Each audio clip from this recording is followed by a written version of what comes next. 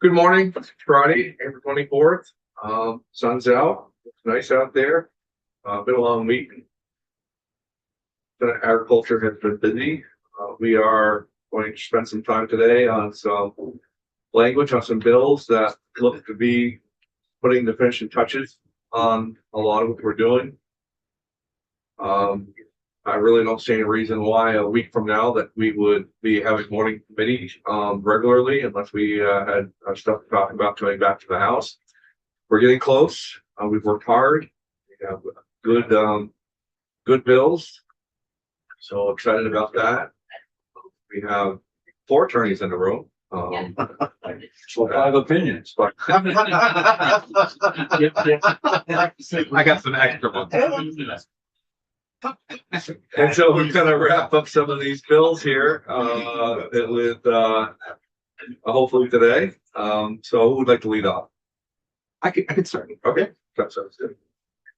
Welcome, sir. The floor is yours.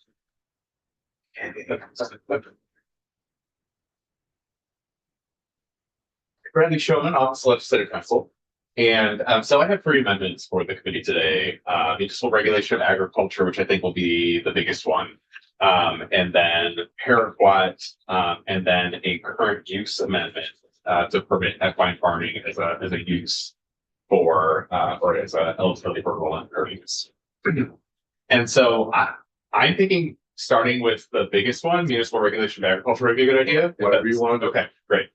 And so I will share my screen with an amendment.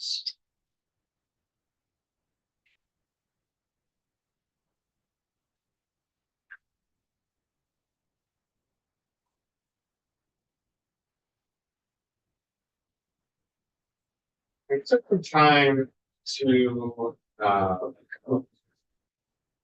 chat about this with. I took some time to discuss, or Ellen and I took some time to discuss this with Steve Collier, with who's here, and we actually had some further conversations after Steve. So there are some differences here in the version that I shared with you last night, but we'll go over those. And so this version is a strike all amendment to House 941, the municipal regulation of agriculture. And it incorporates actually incorporates all of what Steve had shared a little bit earlier from the Agency of Agriculture, but adds some clarification and puts things in different form. And so we'll go over that with the committee here. So first, section 1 are the findings. And so we're adding an at least since the act enactment of 2024 Acts and Resolves number 115. It's the intent of the General Assembly that municipalities shall regulate farming. And number 4 and number 5 should be highlighted as well, because I did add that in after consultation with Steve. But 4 and 5 has some differences here, because the bill is going to, as it stands, would permit some additional regulation of municipal regulation of agriculture, right? And so in the first instance, then number 4, we're indicating to municipalities that they may reasonably regulate swine waste in designated downtowns or village centers. And we'll talk about that in a moment. Number 5 is we're also going to, or this bill would also permit municipal regulation of agriculture of livestock on less than 1 acre. And so what this says is the General Assembly further finds that farming livestock requires an adequate land base, and that raising livestock on small parcels in densely populated areas may create unique concerns. As a result, municipalities may regulate livestock on farms that do not have at least 1 contiguous acre of land. Other farming activities subject to regulation by the required agricultural practices rules on farms with less than 1 contiguous acre remain exempt from municipal zoning. And so we'll show the committee some statutory provisions on that piece. And I'm sorry, can you just go over that one more time? Yes. And it might also I'll go over it again here, and then we'll go over it when we get to the statute, so kind of double reinforce. The General Assembly further finds that farming and livestock requires an adequate land base, and that raising livestock in small parcels and densely populated areas may create unique concerns. So setting up the kind of framework here. Okay. And then municipalities may regulate livestock on farms that do not have at least one contiguous acre of land. Right. And so previously, if that was subject to the required agricultural practices rule, municipalities could not regulate that. And now we're saying that municipalities can regulate that, even if there's farming activity that is subject to the RAPS rule there. And so I'll explain that a little bit more here. So we're going on the bottom of page 2. We're on section 24, 44, 13D is what we're amending here. And you should be familiar with this. Been talking about that in this session. Farming that meets the minimum threshold criteria of the RAPS rule and is therefore required to apply the RAPS rule is exempt from municipal zoning, except, and here are the 2 exceptions. The first exemption is what we just went over. That the raising, feeding, or managing livestock on a farm with less than 1 contiguous acre is subject to applicable municipal zoning bylaws, including when a person is engaged in other farming activities that are subject to the RAPS. And so what this is saying what it says. We're trying to follow clearly as we can. If you are on less than 1 contiguous acre of land, you are subject to municipal zoning bylaws for the purposes of raising, feeding, or managing livestock. Okay. Now, here's a rub of how the RAPS work. Is, say for instance, you're raising strawberries and you're eligible for regulation by the RAPS on a half acre. Ordinarily, what would happen is that any farming activity on that land would be subject to the RAPS rule. So if you had, if you got into the RAPS by farming blueberries, and you also had a pig or 2, managing that livestock would then be subject to the RAPS rule, right? What this bill does is it kind of changes that dynamic. So even if farming on less than 1 contiguous acre is subject to the RAPS rule for some other reason, the raising, feeding, or managing of livestock would not be subject, would be subject to municipal zoning bylaws. And so that is the big change here. Senator Enos, we're on the top of page 3.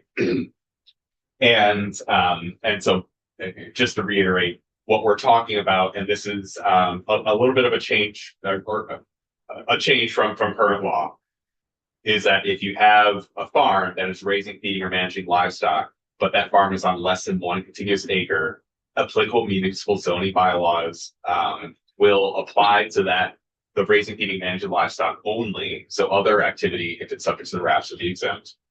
And this goes whether or not there is activity on the farm that is subject to the RAPS. That's under an acre. Under an acre, yes. Less than 1 contiguous acre. And so number 2 is the swine waste provisions that Attorney Collier went over with the committee a little bit earlier this week. It's in a different format. So we broke out the sentences a little bit to try and make it clearer or a little bit easier for the public to follow and to kind of try to define some terms. So swine waste in downtown or village centers may be subject to municipal bylaw as follows. So first of all, it says what municipalities cannot do. Municipalities may not prohibit swine, or regulate swine waste related farm structures on a farm that is subject to the RAPS rule. Municipalities may set a performance standard related to swine waste pursuant to section 4414 of this title.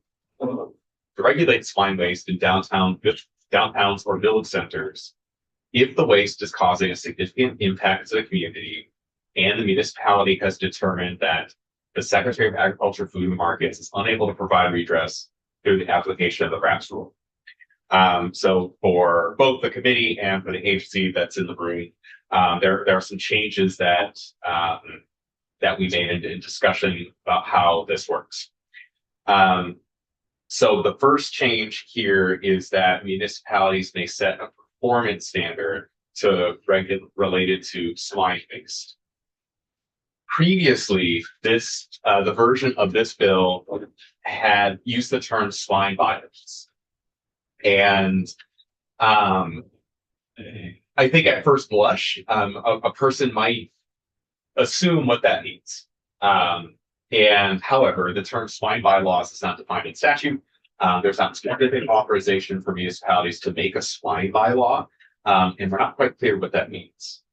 And so there's a few options for the committee to consider when trying to frame the regulatory framework. So this would be kind of perhaps a policy choice, or perhaps a what you envision kind of choice here. You could define what a swine bylaw is and give municipalities specific authority to create specific bylaws about regulating swine that only apply to regulating swine. Two, you could permit bylaws of general applicability to apply to raising, feeding, or managing swine. So noise, odor, things of that sort. Raising, feeding, or excuse me, swine waste. We're not talking raising, feeding, or managing swine. We're talking swine waste. Or three, you could permit municipalities to set a performance standard related to swine waste to regulate swine waste if that waste is causing a significant adverse impact to the community. And so performance standards are special rules in municipal zoning that kind of set out certain criteria for a certain activity to meet. So it doesn't prohibit an activity, it doesn't specifically zone it, it just kind of sets out criteria for that activity to follow. And Ellen, I'm not sure if you have some additional information that you'd like to provide the committee about something like this. Sure. Ellen Tchaikovsky, Office of Legislative Counsel. So performance standards generally set like a level or a threshold. They are common for like noise or vibration or odor. And so the municipality would set odor is a little bit of a more vague one, but for noise, it would be common for towns to set a noise bylaw that sets a decibel limit.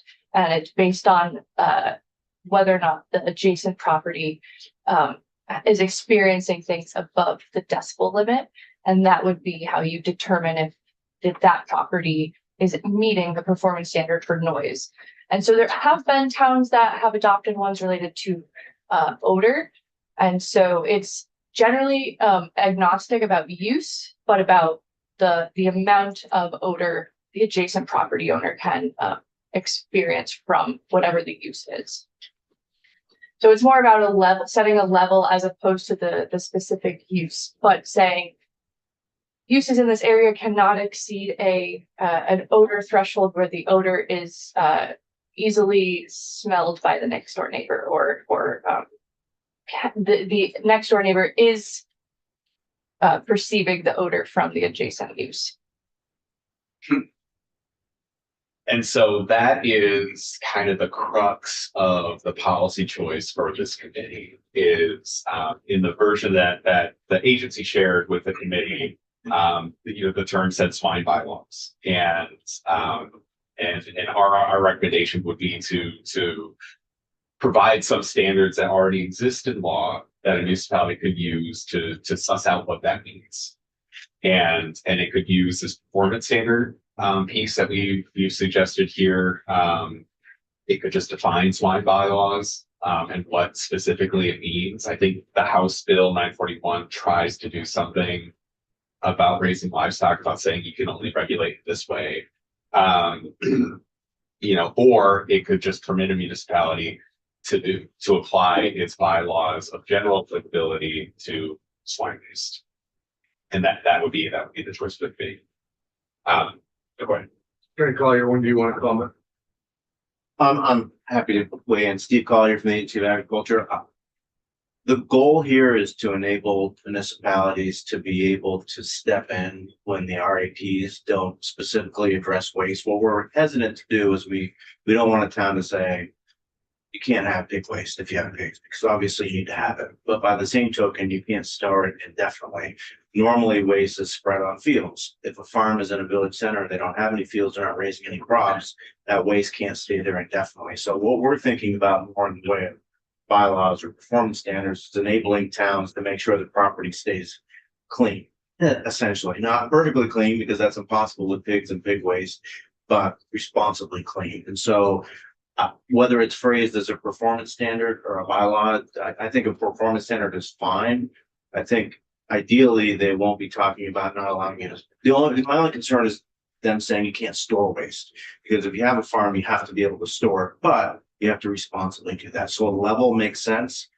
The level, though, if they were required to export it every day, I think that would be an unreasonable level that would be essentially prohibitive of the farm.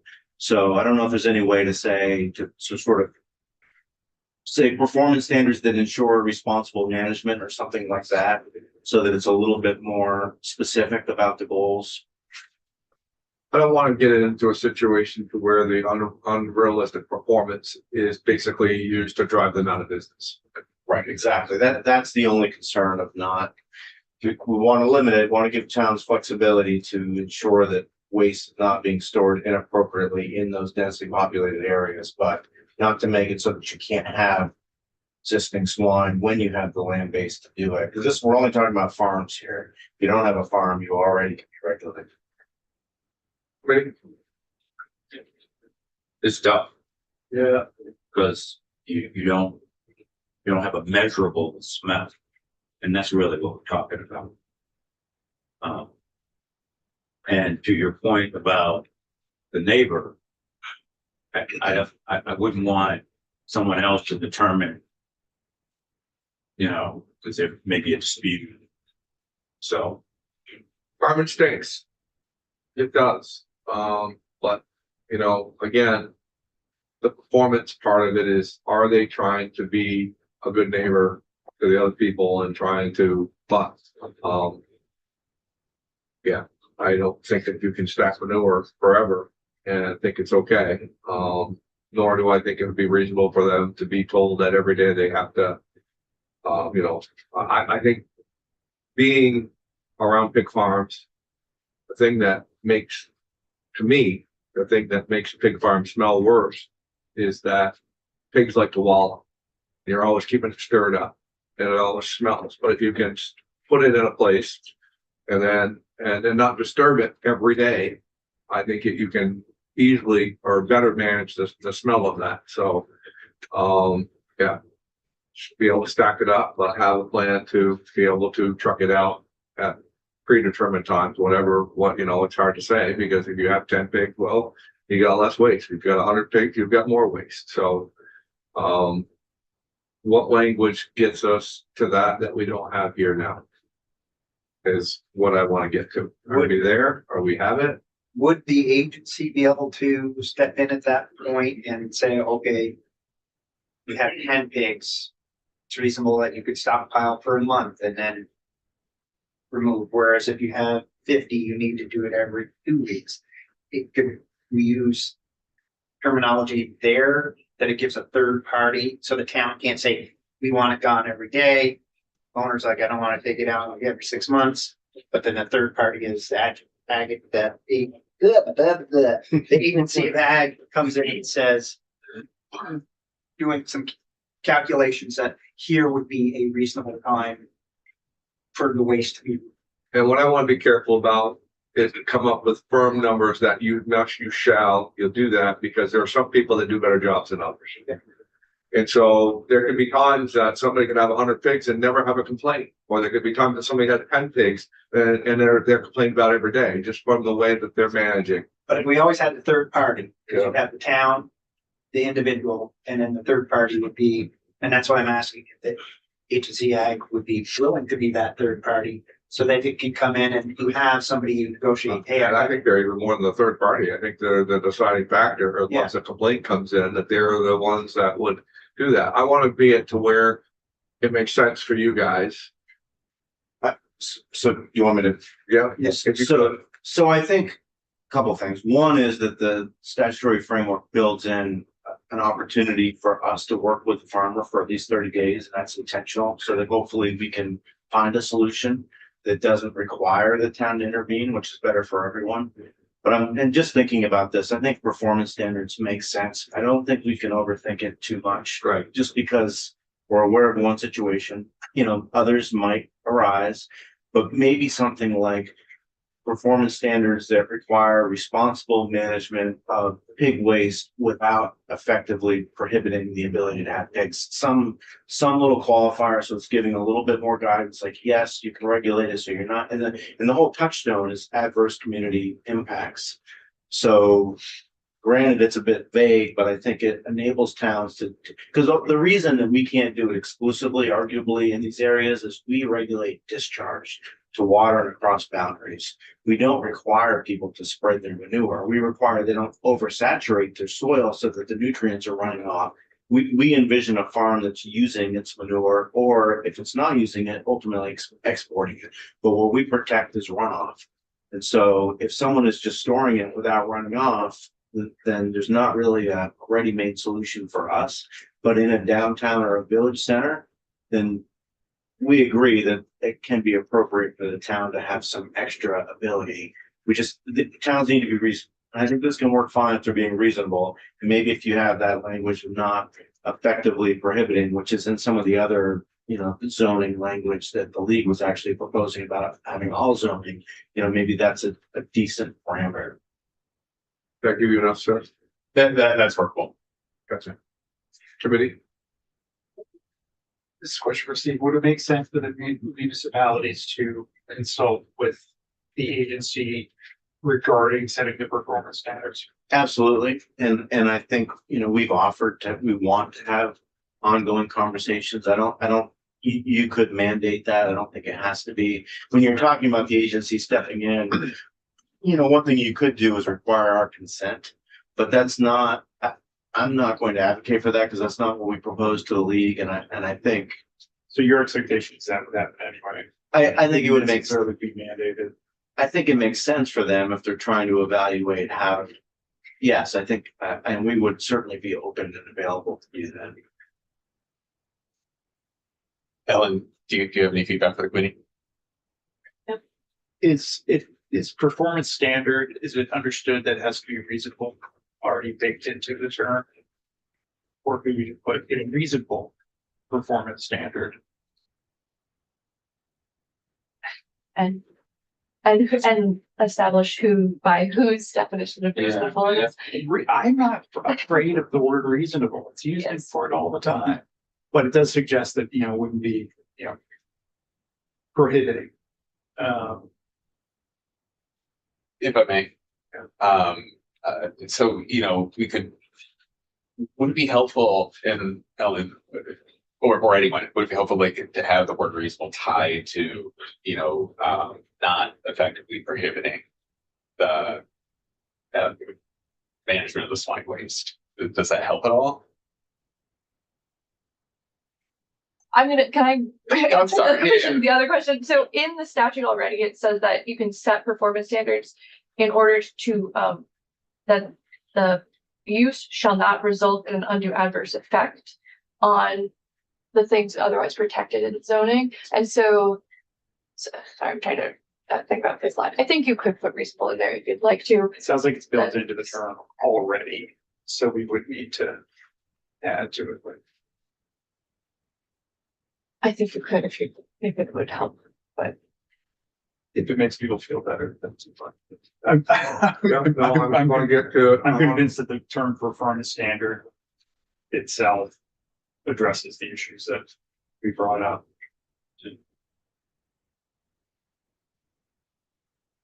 Everybody good? Yes. I guess. What do you got, Raj? Seems like it's getting more and more complicated. I don't know. You're not happy with pigging. So it makes it more complicated for the municipalities. It might make it a little more difficult for some to comply with the standard, but I don't see that as being worse for the farmers. So what I envision with this right here is to give the municipalities a tool for bad actors that aren't doing what they're supposed to do, or aren't trying to cooperate, or aren't trying to be a good community member. And I don't want to make it more complicated for the farmer, if they're just doing what they're supposed to be doing. Yeah. Farming stinks. It does. It is what it is. I mean, and it is what it is. But I want to give the towns an avenue for somebody who isn't trying to be a good community member of some sort, not for them to say, oh, you got pigs, we're going to come and regulate you. I want to stay away from that. That's not what we're trying to do. That's not what I'm trying to see here. I'm trying to just get to a point to where, okay, we got a little bit of problem. They've shoved their nose at the agency of agriculture. They haven't worked with them in good faith, reasonably.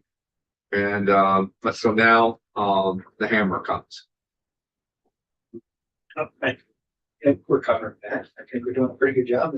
Like I said, it makes it, Rob's point, it makes it a little tougher on the towns, correct? Is what you're saying? I think so. And of course, I don't for the type of description. But at least the town has something they can start the process of saying, we really need you to do better, or you're gonna start at worst case, seeing a lawsuit against you. Or they don't have to do lawsuits. They can start fining them for non-performance. You know, through their zoning powers that they have, which are very strong. That once all efforts have failed, they haven't worked in good faith with the agency of agriculture, and they haven't tried to work within the community. Now the community is going to have their say. And it's up to the, Is that what our language is saying? and it would be up to each town to decide what the fine may become, or that we don't have to have anything to do with that. That's right. Okay. Okay. Everybody good? Yeah. Brian? Yeah, Sure? because we're gonna get it. Okay. Good back quad. Okay, I'm gonna go, sir. Okay, another piece that I added in, or we added into this section, we're on line 13 of page 3. We put in just a clarification, the municipality has determined, as the language that we added, that the Secretary of Agriculture, Food and Markets is unable to provide redress through the application of the RAPS rule. Previously, it didn't have an actor that made that determination. It was kind of left it vague. So we put it in municipality, if that's not the intent of the committee. Yeah, I had read it as the agency determined that it itself was not able to address this. But we didn't actually talk about that. Okay. That's my assumption. What if they disagree? Well, the next section is municipality shall provide at least 30 days notice to the secretary at the farm prior to enforcing a performance standard related to swine waste. There's another section of that sentence that we should talk about separately. But there is a notice provision. We could add a notice and appeal process, where, you know, they go through some kind of administrative appeal process, perhaps with the agency. If we do that.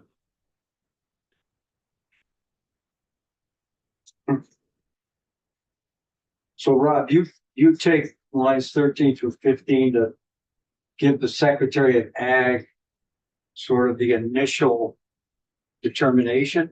The way I read Steve's proposal was so not only in so you can create a bylaw, then it reasonably regulate only if causing a significant adverse impact, and then only after the secretary is unable to provide redress. And my reading of that was the secretary basically saying, Yeah. we've tried, we can't do anything with This RAPS. seems to flip that on. And flip it over, yeah. I'd rather have the secretary initially determine. And if he or she determines they can't do anything because of the RAP rule, then they could, I guess, yield to the municipality. Yes, no? If you want, so we were not trying to make it a secretary veto power. Maybe it wasn't written very well. What we were trying to mandate was the town had to give the farm and the Agency of Agriculture an opportunity to cure the issue, but not trying to preclude the town from, we were leaving the decision to the town of whether or not we successfully did that. It could be the other way around, but that's not, it was balancing interest. I mean, if you're having an adverse impact on the community and you could leave it up to us about whether or not we could address it, but I'm not sure that municipalities in that situation would love that. And I don't think there are a lot of these situations. It's limited to downtowns and village centers, but certainly you could give us that decision, but then we'd be saying to the town, we can't fix it, go ahead. And that's not what I meant to do. All right. Then I guess this works.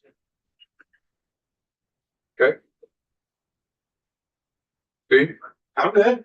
Okay. I like it. Okay, everybody good? Yep. I'm gonna go. Okay. So the municipality shall provide this 30 days notice. And so it sounds like from our conversation, it's 30 days notice and opportunity to cure, right? I would recommend putting that in. Yeah, I like that. I like that wording. So I'll play with the language, but that'll be the intent there. Yeah. To Secretary of Agriculture and the farm, prior to enforcing a performance standard related to swine waste. Okay, so this second paragraph, second sentence, after some thinking about it, I do have some questions for the committee related to our particular conversation, actually. It says, and any related bylaw shall be limited to requiring the reasonable management of swine waste to limit adverse community impacts. And so by saying any related bylaw, I read that as you have your swine waste performance standards, and then other related bylaws could also come into play. And I'm not sure if that's the intent of the community or the committee, or the intent of the Agency of Agriculture. Give us an example of what another related bylaw would be. Something, I don't care what it is. Something- Setbacks, maybe? Not saying- Setbacks, setbacks, something of that sort. Potentially, you could have the noise, you could have the performance standard about smell or about taking care of the swine waste reasonably as to not create an adverse odor or something of the sort.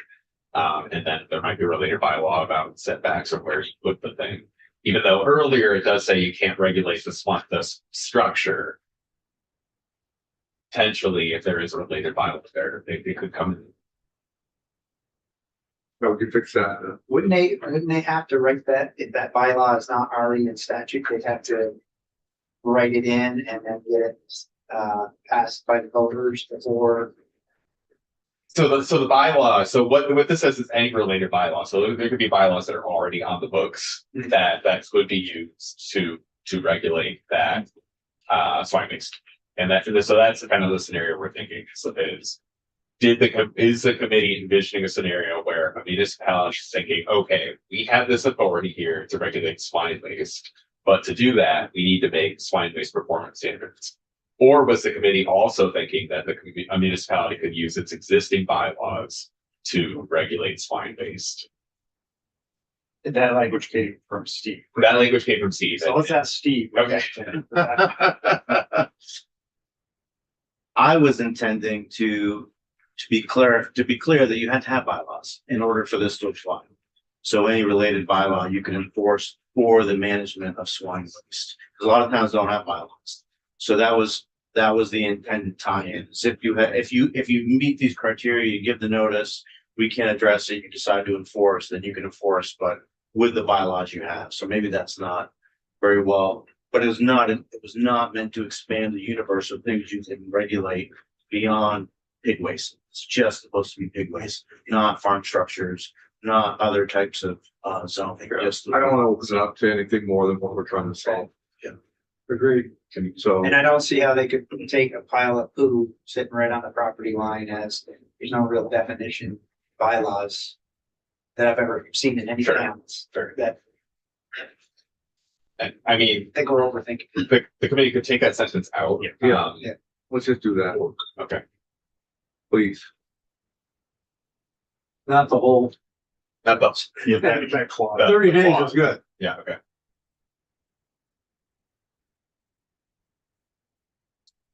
Off page 4. So there's a notwithstanding clause. So notwithstanding other provisions of the law to the contrary, for purposes of this section, swine waste includes animal manure and absorbent bedding of the animal. Okay, so there are other provisions of law that prohibit in the definition of solid waste, animal manure and the absorbent bedding of the animal are excluded from the definition of municipal solid waste.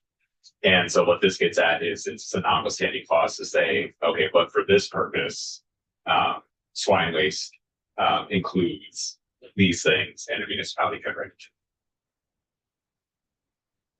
Yeah. Okay. Subsection B, we've added the secretary, scroll down. Has added a but excluding cannabis piece. So this might be a little bit more complex than we'd like, but there is a provision in law 7 BSA 869.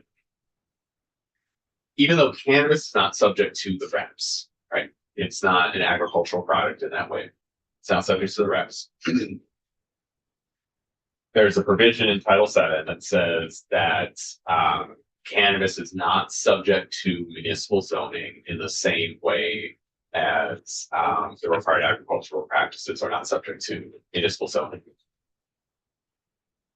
So if the committee's intention is to exclude cannabis from that exception, it might need to amend that statute.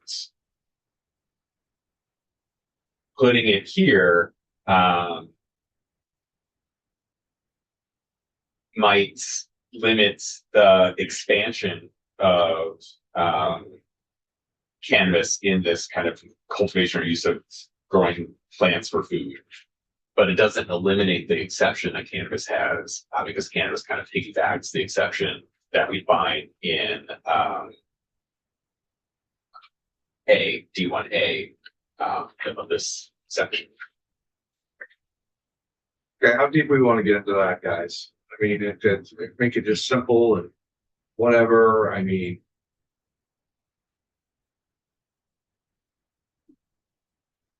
Dave, yeah, go ahead. Yeah, thanks. So I think there might be a distinction there, Bradley, because the the exemption for cannabis to apply cannabis protections the same way as the RAPs envisions activities that are covered by the RAPs. Okay. But this addition is protecting things that are not covered by the RAPs. So this is anyone giving every homeowner the right to grow plants. Okay. And so if you're farming covered by the RAPs, then you're still exempt from zoning. This is an extra something, this is extra protection for people who aren't farming. So I think, which is when I initially proposed as cannabis, I did say it's separately regulated. Cannabis is separately regulated and this does not apply to that. So if you want to be clear that cannabis regimen is the same and this is not impacted, I think you could add that sort of qualifier. This section shall not be. For reporting purposes as well, you know, to explain, well, not even reporting purposes, because that's not really what it's about. It's not to make our job easier to get this across the Senate floor, but to explain it to other folks about what we're trying to do. To be clear with it is, I think it would be great to have some other language in there, referencing something that's already been covered or not covered or whatever. I would like to see some language in there. Okay. I put that back in.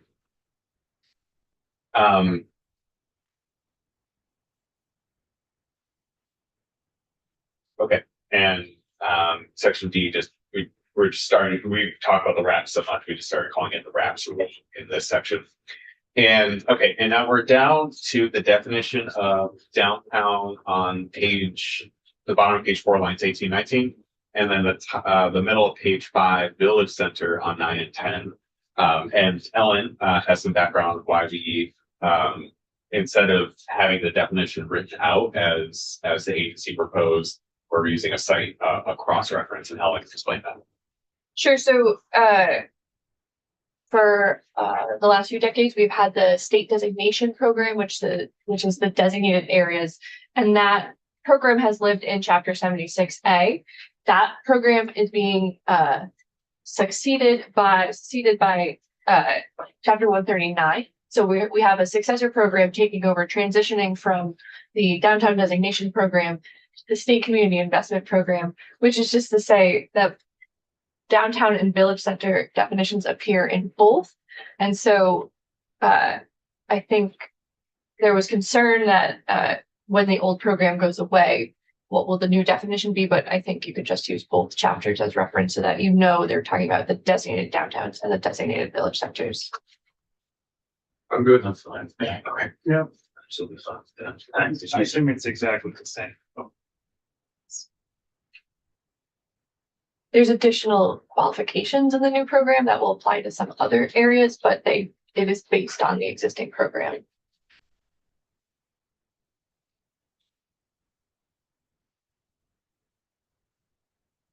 Okay, good, great.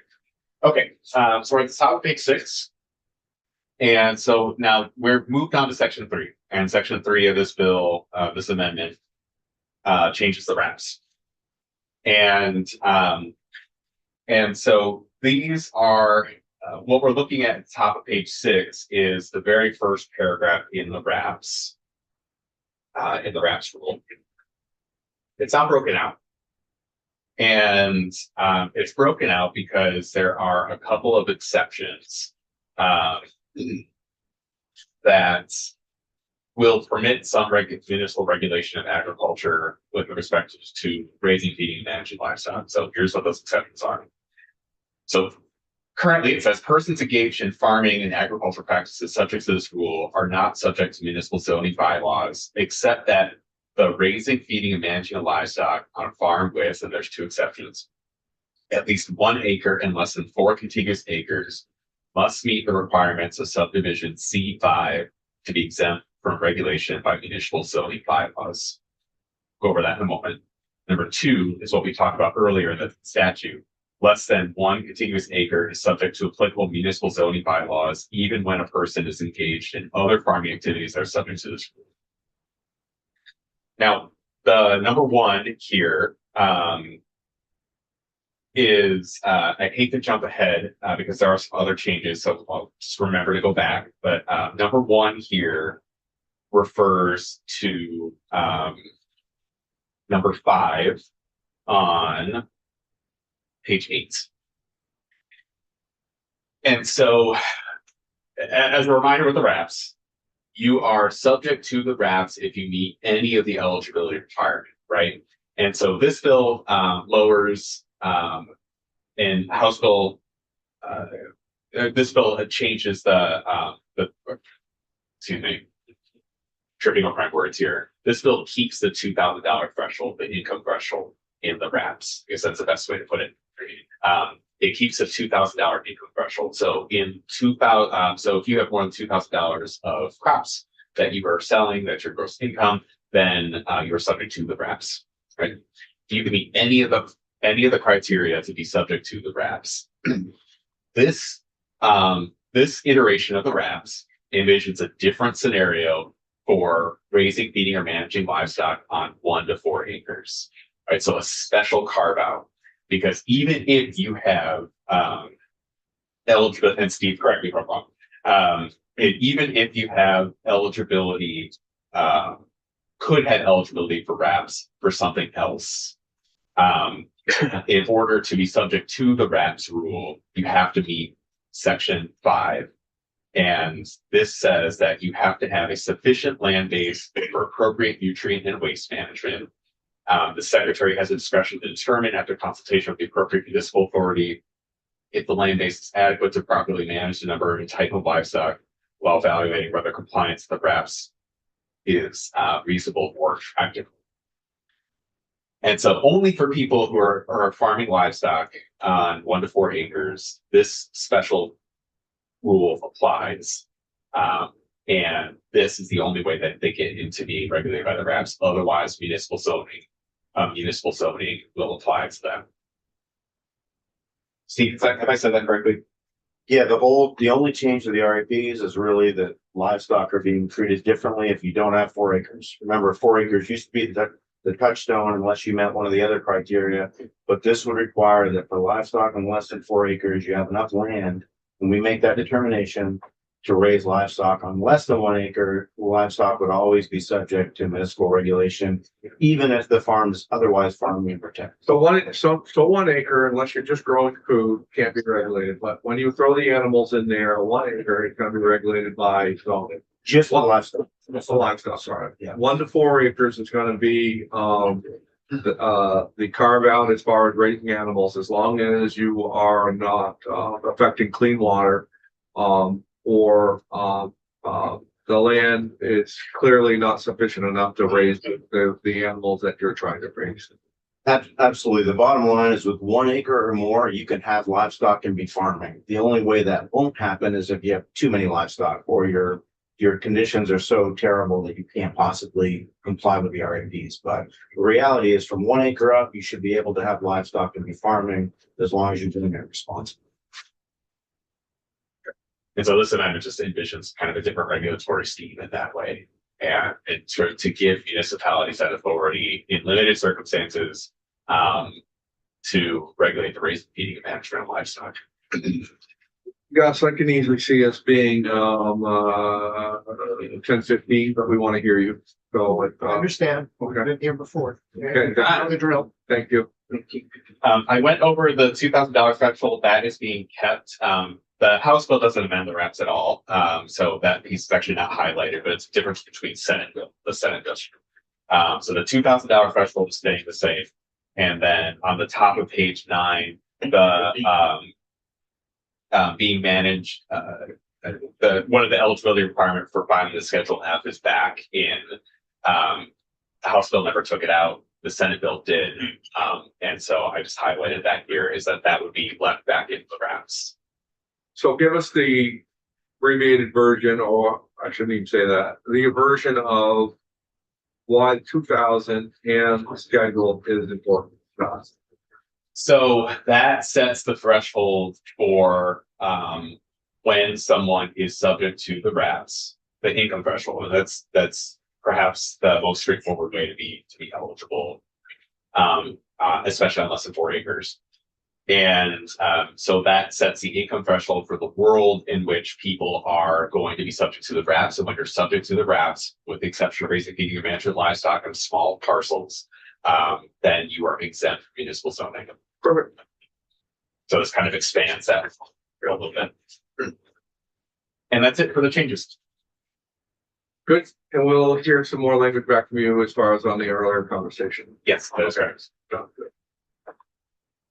Okay, now we have, what would you like to move on to next? I have the Thank you. I have the current use for House Bill 942. Draft 2.1. Draft 2.1.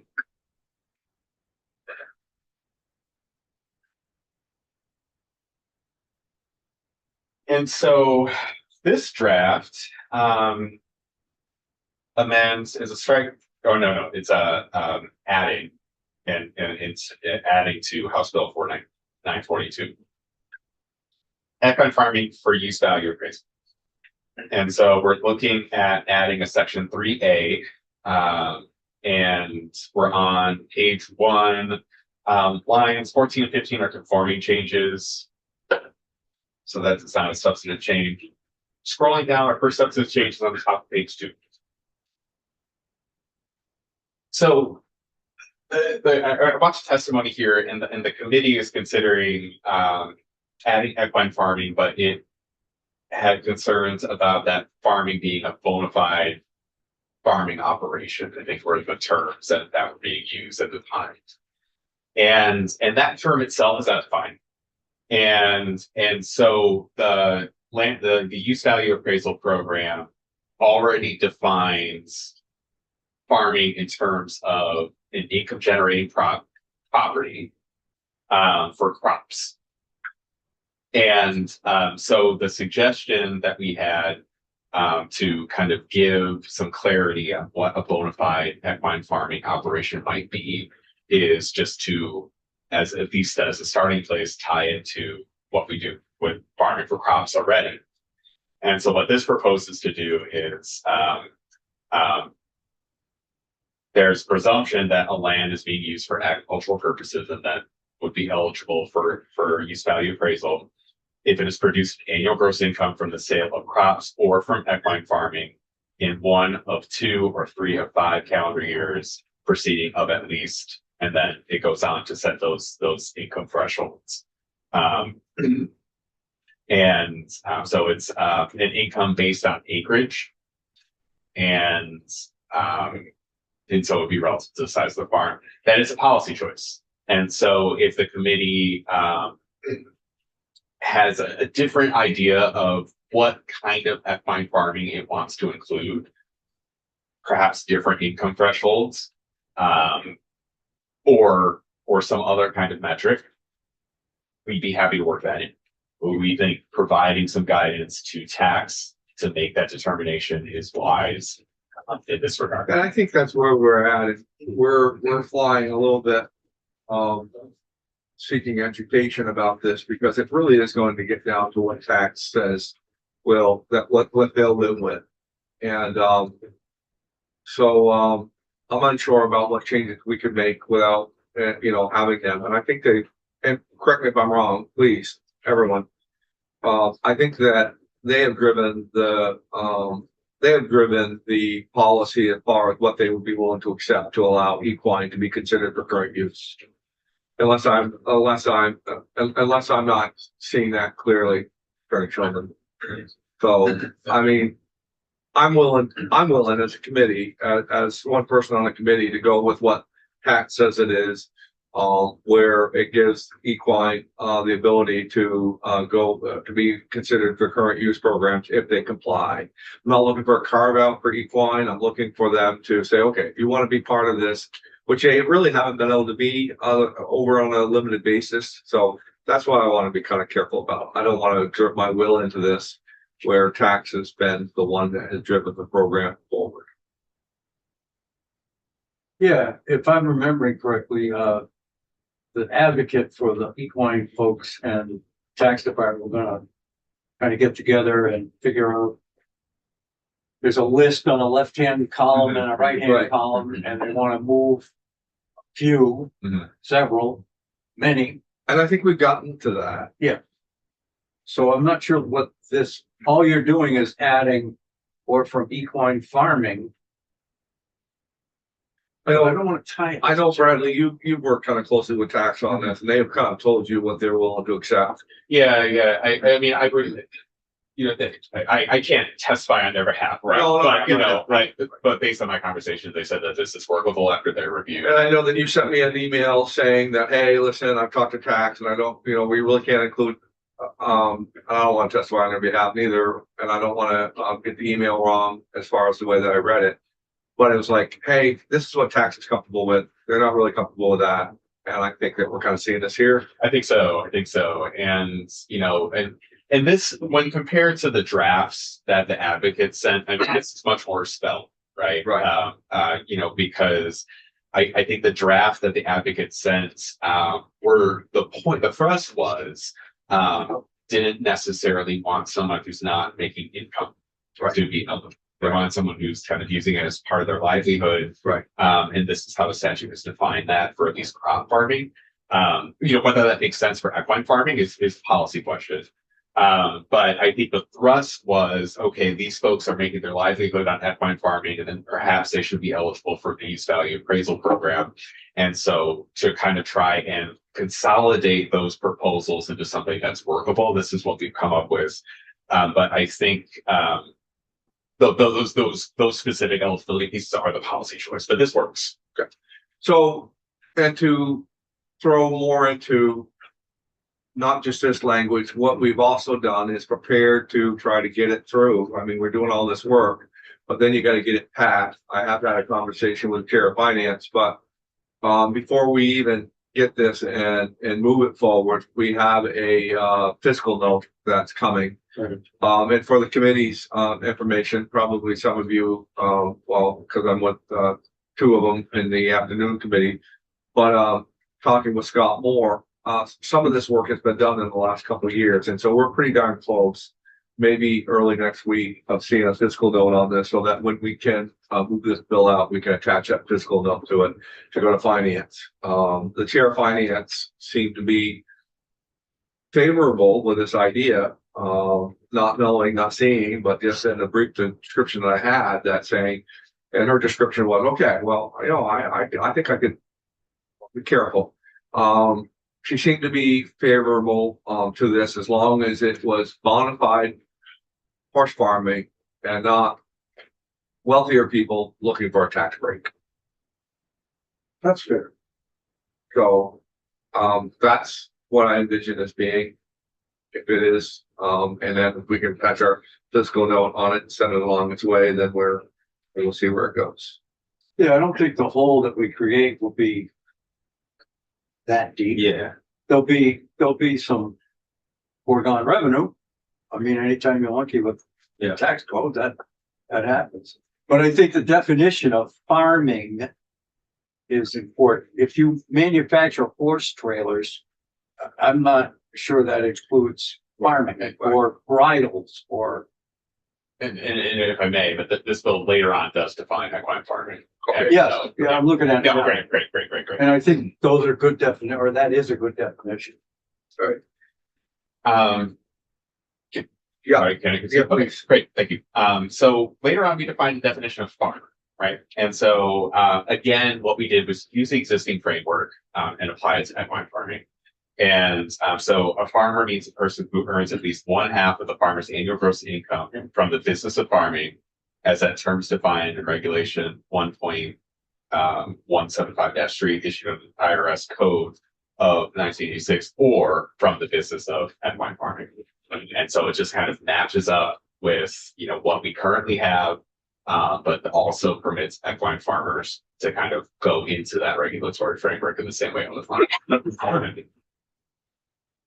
And we're moving on. And so this is the point where, okay, let's just briefly look at the definition of equine farming. So this is taken from 6001. But equine farming means the raising, feeding, or management of 4 or more equines owned or boarded by the farmer, including training, showing, and providing instruction, lessons, and riding, training, and the manhood of equine. So this is just taken directly from 6001, just copy and paste right here. So what this does not do, and I will pull it up, because I think it was the subject of some interest. It doesn't amend the definition of farm buildings. And so I'm just going to pull up the draft that I think the committee went over. So I'm going to have to stop. Sean, I spoke to the advocates about this as well. I'll let you pull that up before I comment on it. I think I'm going to have to stop sharing and reshare. So just one second.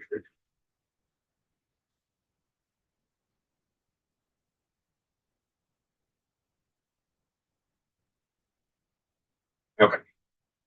And so the definition of farm buildings, so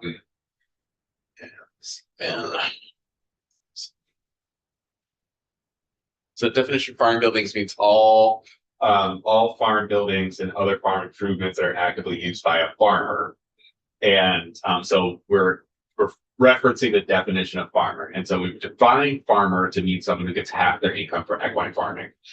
And so, and then this draft that was shared earlier, farm building shall include farm structures as defined in 24 VSA, when used in farming, as defined in 6001, including barns, stables, indoor and outdoor riding arenas, training maps, and things of that sort. And so farm building, the definition of farmer, if someone is a farmer, their structures and buildings that they use for that farming are already included in definition. And so based on our analysis and based on a conversation with tax, we didn't think it was necessary to further amend the definition of farm building to specifically call out equine farming. And that's the discussion I had with the advocate, or their representation, in the building, was that, hey, listen, you know, not every building on this farm is going to be just like it is right now. Not every building is going to be exempt. It's going, so I think we're on a good path with that. and that's the bill. Well, I think unless the committee thinks otherwise, that is something that we could probably stamp. I'm not going to because we want to wait till the fiscal note on it, but that is something that I think that we could say that we're done. Yep. If we agree with that one, Yeah, you don't need to go back over to them again. okay, right. One more. All right, Paraquat. And you folks, when you start the meeting and said you've been busy, you've been busy. Yeah, And so this is amendment to House Bill 739. Naturally, it's a prohibition of Paraquat that reside Paraquat. yeah, draft 1.1. Draft 1.1. Thank you. And so this amendment, Texas House Bill takes out the findings, Yeah, takes out the study, and just leaves in the prohibition on paraquat. And so we start with the definitions, which are same as in the House Bill. Section B, the prohibition is the same. No person shall sell, use, or apply paraquat except as authorized by the Secretary of Agriculture under subsection C. And then we're talking about authorized use. So it's good in just in terms of framework, because it is a touch confusing. So it's good just to remind the framework is that paraquat is banned once this bill goes into effect, yes. except for people who get the permit. Yeah. And so section C is here's who gets the permit. Or how and what's included and things of that sort. So the secretary may issue a written permit for the sale, use, or application of paraquat within fruit-producing orchard trees or for growing any crop listed in the U.S. Department of Agriculture Crop Group 13-07 berry and small fruit group. So it includes your berries and strawberries. Small fruit group crop group on or before December 31st, 2030. And so it's instruction for changing the start date from November 1st to December 31st. The rest of this is the same. The secretary shall ensure that any authorized certified applicator of paraquat has received all training required by the EPA and the Agency of Agriculture not more than 1 year prior to receiving the permit. And a written exemption order shall be valid for not more than 3 years or until December 31st, 2030. Specify the name on the label of the paraquat, uses and crops or plants to which the permit applies, the date the permit takes effect, and permit's duration, and the permit's geographic scope, which may include specific farms, fields, properties. And then this is an addition.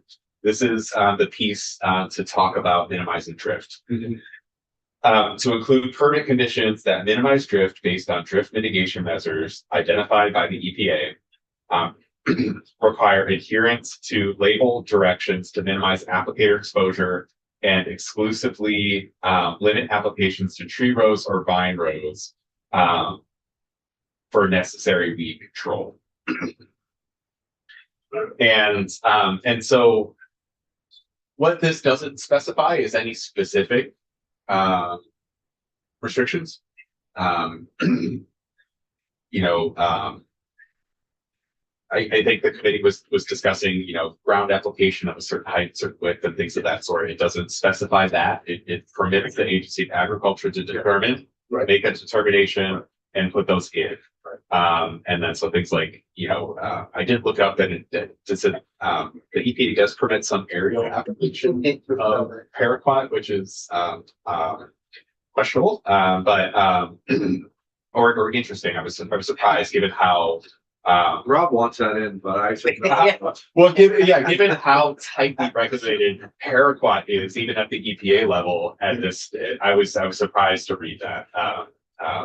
But that said, this does give the agency authority to borrow those standards. There are more particularized standards.